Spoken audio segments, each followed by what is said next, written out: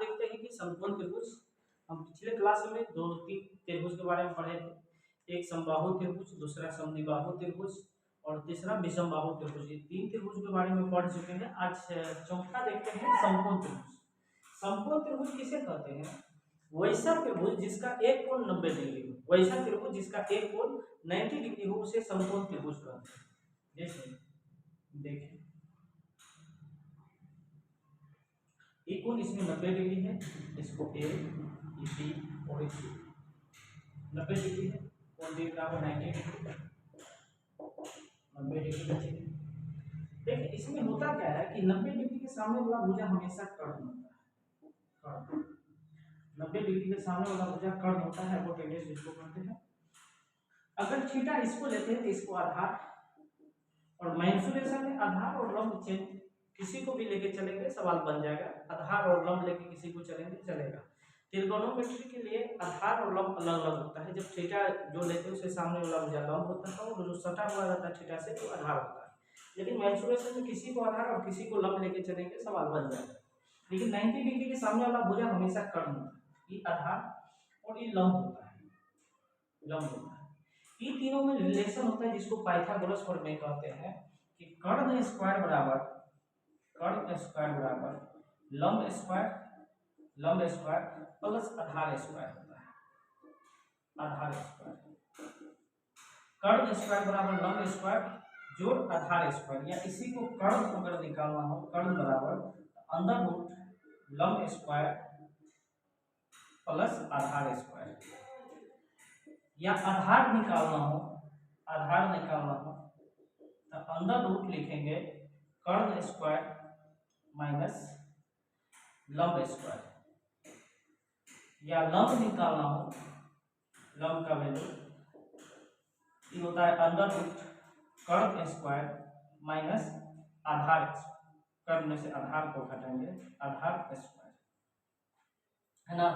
इसको पाइथागोरस प्रमेय कहते हैं कि कर्ण स्क्वायर बराबर लंब स्क्वायर जोड़ आधार स्क्वायर। यहीं से ही सभी फॉर्मूला को लिखते हैं। कर्ण बराबर लिखना होगा, इधर स्क्वायर है तो रूट हो जाएगा लंब स्क्वायर जोड़ आधार स्क्वायर, या आधार निकालना हो तो अंदर रूट कर्ण स्क्वायर माइनस लंब स्क्वायर, और लंब निकालना हो तो अंदर रूट लंब स्क्वायर जोड़ आधार स्क्वायर होता है। इसका एक फॉर्मूला पाइथागोरस प्रमेय होता है, फॉर्मूला होता है, इसको ध्यान हमेशा रखना है।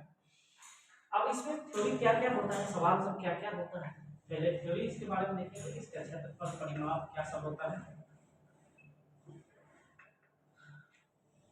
सबसे पहले समकोण त्रिभुज का क्षेत्रफल जो होता है, समकोण त्रिभुज का क्षेत्रफल, समकोण त्रिभुज का क्षेत्रफल जब लगाते हैं तो 1/2 आधार गुने लंब होता है, आधार और गुने में लंब होता है। समकोण त्रिभुज का क्षेत्रफल होता है आधार गुने लंब। अगर समकोण त्रिभुज का परिमाप पूछे, समकोण त्रिभुज का परिमाप क्या होगा, तो परिमाप के लिए सुबह क्लास में बताए थे, पिछले वीडियो देख सकते हैं। बताया कि कभी भी परिमाप पूछे तो हमेशा तीनों भुजाओं का योग निकालना है, तीनों भुजाओं का योग निकालना है।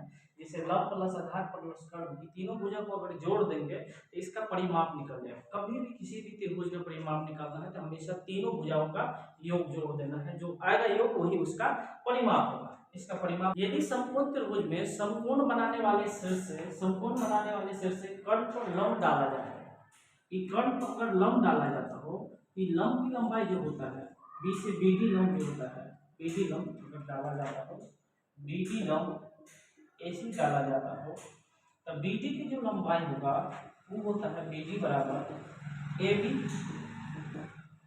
गुने बी सी और बट्टा में ए सी। यानी समकोण बनाने वाले शीर्ष से कर्ण पर लंब डाला जाता हो, बीडी की लंबाई जो होता है, लंब की लंबाई, बीडी की लंबाई जो होता है ये होता है लंब गुने आधार और बट्टा में कर्ण होता है, लंब गुने आधार बट्टा में कर्ण होता है। इस फॉर्मूला को लगा के हम बी से बीडी की लंबाई ज्ञात कर सकते हैं। बीडी, चलिए देखते हैं कि समकोण त्रिभुज के अंदर अगर वृत्त बनाया जाता हो तो इस वृत्त का त्रिज्या क्या होगा, रेडियस क्या होगा। समकोण त्रिभुज के अंतर वृत्त की त्रिज्या जो होता है, समकोण त्रिभुज के अंतर्वृत्त के त्रिज्या जो होता है त्रिज्या स्मॉल आर बराबर, ये अंतर्वृत्त की त्रिज्या स्मॉल आर बराबर जो निकालेंगे ये होता है लंब प्लस आधार माइनस कर्ण और बट्टा में 2। इसको हमेशा ध्यान रखें क्योंकि एसएससी सीजीएल में ये अक्सर पूछा जाता है और हो सके एसएससी जीटी में या आरपीएफ के एग्जाम में ऐसा क्वेश्चन मिले कि समकोण त्रिभुज के अंतर्वृत्त की त्रिज्या जो होता है इसके लंब की लंबाई प्लस आधार और बट्टा में लंब प्लस आधार और माइनस कर्ण और बट्टा में 2 इसके अंतर्वृत्त की त्रिज्या होता है समकोण त्रिभुज के अंतर्वृत्त की त्रिज्या। चलिए समकोण त्रिभुज के परिवृत्त की त्रिज्या अगर देखते हैं तो समकोण त्रिभुज की जो परिवृत्त की त्रिज्या होता है वो कर्ण का आधा होता है, कर्ण का मध्य बिंदु होता है। समकोण त्रिभुज के परिवृत्त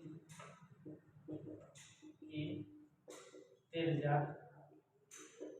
कैपिटल आर बराबर जो होता है कैपिटल आर बराबर वो कर्ण का आधा होता है, कर्ण का मध्य बिंदु होता है, कर्ण का मध्य बिंदु कर्ण बाय 2 होता है। समकोण त्रिभुज का परिवृत्त की त्रिज्या कर्ण का मध्य बिंदु होता है, ये हमेशा ध्यान रखें।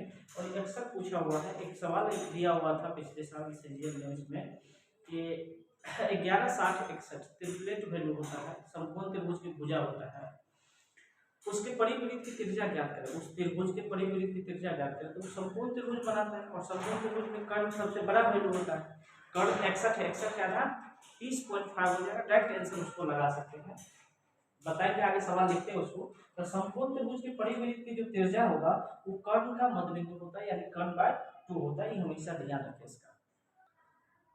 देखिए समकोण त्रिभुज के जो ट्रिपलेट वैल्यू होता है उसको कैसे लिखते हैं, उसको याद रखना है। 10 को वैल्यू है जो उसको याद रखना, वैसे वैल्यू तो बहुत ज़्यादा होता है, जो अक्सर एग्जाम में होता आता है वो 10 वैल्यू है, उसको हमेशा ध्यान रखें और वो अगर ध्यान रहता है तो डायरेक्ट आंसर निकाल लेते हैं। जैसे ट्रिपलेट वैल्यू होता क्या है, लंब स्क्वायर जो आधार स्क्वायर बराबर कर्ण स्क्वायर के बराबर होता है, इसको हमेशा ध्यान रखें, इसी फॉर्मूला निकालना है। जैसे 3 4 5, 3 का स्क्वायर 9, 4 का 16, 9 और 16 25, तो 5 का स्क्वायर 25 के बराबर उड़ जाता है। दूसरा होता है 5 12 13, तीसरा होता है 6 8 10, चौथा होता है 7 24 25, पांचवा होता है 8 15 17, छठा 9 12 15, 9 के साथ एक और होता है 9 40 41, अगला होता है 10 24 26, उसके बाद भी होता है 10 24 26, 11 60 61, 11 60 61, ये सब ट्रिपलेट वैल्यू है और इसको याद रखें, ये सब वैल्यू डायरेक्ट आता है सवाल में।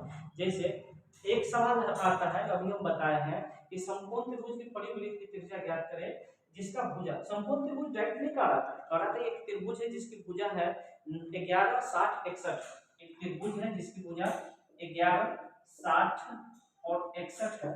तो जब भी हमको ये पता चल जाए कि समकोण त्रिभुज की भुजा है, इसके परिवृत्त की त्रिज्या निकालने के लिए क्या करेंगे, सीधा कर्ण का आधा निकाल देंगे, यानी परिवृत्त की त्रिज्या कैपिटल आर बराबर निकाल देंगे तो कर्ण का आधा यानी 61/2 कितना हो जाता है 30.5 सेंटीमीटर। यही इसका आंसर हो जाएगा डायरेक्ट। अगर याद रहे तो डायरेक्ट बना सकते हैं, नहीं याद रहेगा तो सवाल बनाने में बहुत लंबा कैलकुलेशन होगा।